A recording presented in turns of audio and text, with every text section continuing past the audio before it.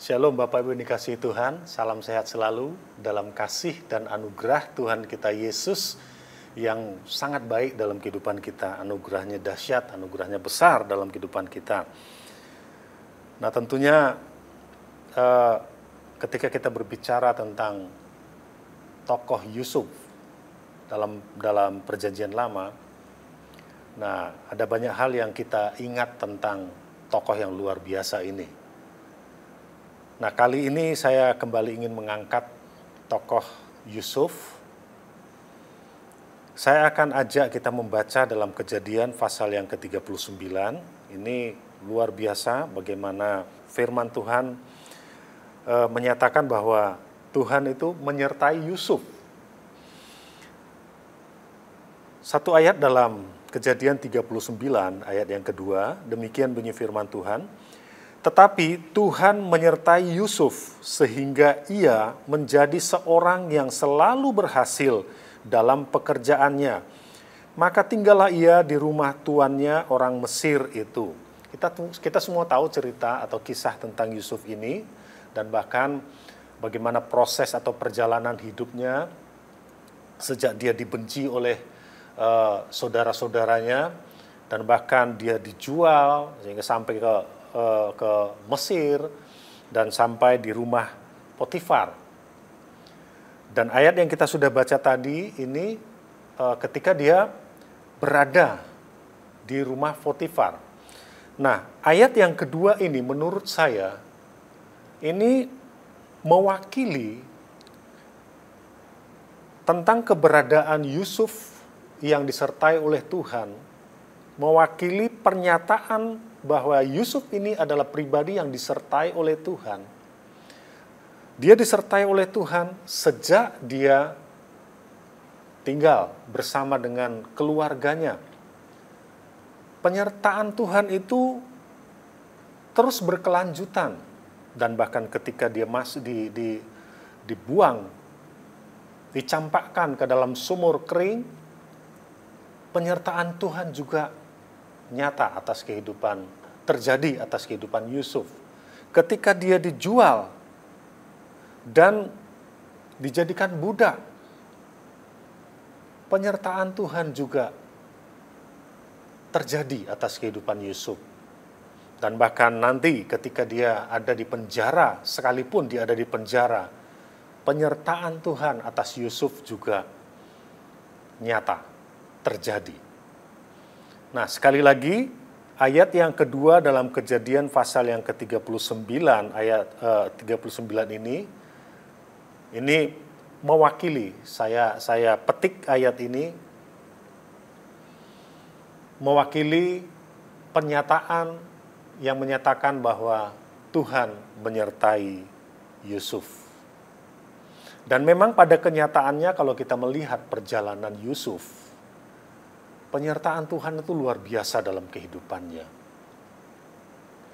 Dan dalam ayat ini dikatakan dampak dari penyertaan Tuhan dalam kehidupan Yusuf, apapun yang dia kerjakan Tuhan buat berhasil.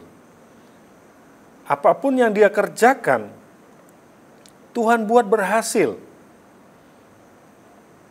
Nah, Bapak Ibu yang dikasihi Tuhan, satu poin yang saya ingin sampaikan melalui ayat ini, bahwa Yusuf adalah pribadi, bahwa Yusuf adalah tokoh yang disertai oleh Tuhan.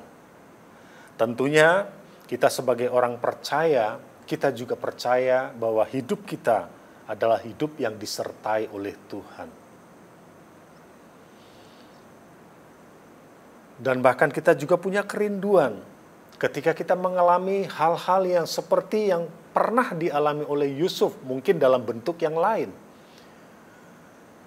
Kita juga rindu untuk bisa seperti Yusuf menyikapi setiap persoalan, setiap masalah yang dia hadapi. Bapak Ibu dikasihi Tuhan,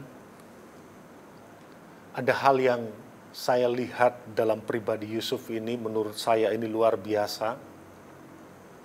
Sebagai orang yang disertai oleh Tuhan, ada hal-hal yang kita bisa lihat ada dalam kehidupan Yusuf. Kalau dalam ayat yang kita sudah baca tadi dikatakan berhasil dalam pekerjaannya, tetapi ada hal lain yang saya lihat yang ada dalam pribadi Yusuf ini. Sebagai orang yang disertai oleh Tuhan, Yusuf ini saya melihat dia hidup. Yang pertama, dia hidup dalam rencana dan kehendak Tuhan. Apapun yang dia alami dalam perjalanan hidupnya, dia tetap hidup dalam rencana dan kehendak Tuhan. Seberat apapun tantangan yang dia hadapi, sedahsyat apapun fitnahan yang ditujukan kepada dia, dia tetap hidup dalam rencana dan kehendak Tuhan. Bagaimana dengan kita? Ketika kita menghadapi masalah dalam hidup ini, ketika kita menghadapi tantangan yang sedemikian rupa, atau bahkan mungkin ketika kita menghadapi fitnahan, apakah kita tetap mau hidup dalam rencana dan kehendak Tuhan? Sama seperti Yusuf. Yusuf adalah tokoh yang disertai oleh Tuhan. Hal yang pertama yang ada dalam kehidupannya sebagai orang yang disertai oleh Tuhan adalah dia hidup dalam rencana dan kehendak Tuhan. Kemudian yang kedua, atau hal yang kedua yang saya perhatikan yang ada dalam kehidupan Yusuf ini, dia bukanlah orang yang seperti kacang lupa kulitnya. Dan kita tahu semua kisahnya ketika dia menjadi orang sukses. Dia tidak lupa pada keluarganya. Dia tidak lupa kepada orang-orang yang mengasihi dia.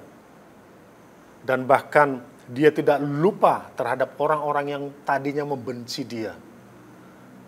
Dia mengingat orang yang tadinya membenci dia bukan berarti dia mendendam. Tetapi perlakuan yang dilakukan, yang diperbuat oleh saudara-saudaranya di masa lampau, dia balas dengan kasih.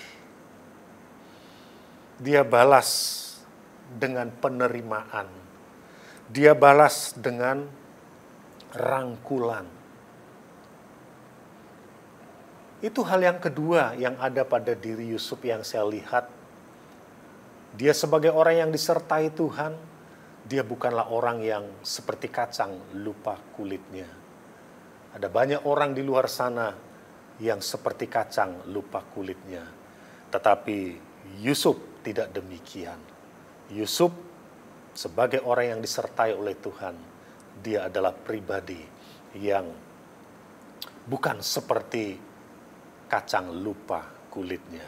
Kemudian hal yang ketiga yang saya lihat yang ada dalam diri Yusuf sebagai pribadi yang disertai oleh Tuhan, Yusuf ini adalah pribadi yang menghormati apa yang dinamakan kekudusan rumah tangga. Sebagai orang yang disertai oleh Tuhan, Yusuf ini memiliki sikap yang luar biasa terhadap rumah tangga. Dia begitu menghormati kekudusan rumah tangga. Bicara rumah tangga di sini itu bisa bicara rumah tangganya sendiri atau keluarganya sendiri, tetapi juga bisa berbicara tentang keluarga atau rumah tangga orang lain. Dan kita tahu persis bagaimana upaya dari istri Potifar untuk merayu dia, bujuk rayu sedemikian rupa supaya Yusuf mau tidur dengan dia, atau dengan kata lain mencemari kekudusan rumah tangga Potifar. Tetapi karena Yusuf adalah pribadi yang disertai oleh Tuhan, dan dalam diri Yusuf ada sikap hati yang luar biasa. Dia menghormati kekudusan rumah tangga, termasuk rumah tangga orang lain. Dia tidak mau mencemarkan kekudusan rumah tangga orang lain dengan cara berselingkuh dengan istri Potifar.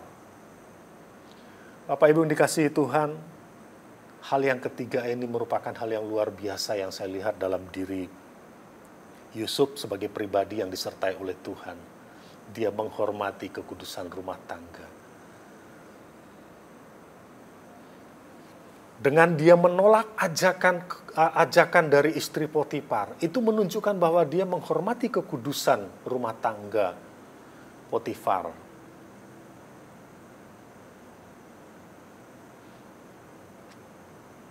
Saya percaya teladan yang diperlihatkan oleh Yusuf sebagai pribadi yang disertai oleh Tuhan ini juga menjadi kerinduan kita supaya bisa meneladaninya. Yang pertama tadi, Yusuf ini adalah pribadi yang hidup dalam rencana dan kehendak Tuhan. Dan yang kedua, dia adalah pribadi yang bukan seperti kacang lupa kulitnya. Dan yang ketiga, sebagai orang yang disertai oleh Tuhan, dia adalah pribadi yang menghormati kekudusan rumah tangga. Kiranya Tuhan juga mendapatkan hal itu dalam kehidupan kita pribadi lepas pribadi. Tuhan Yesus memberkati. Amin.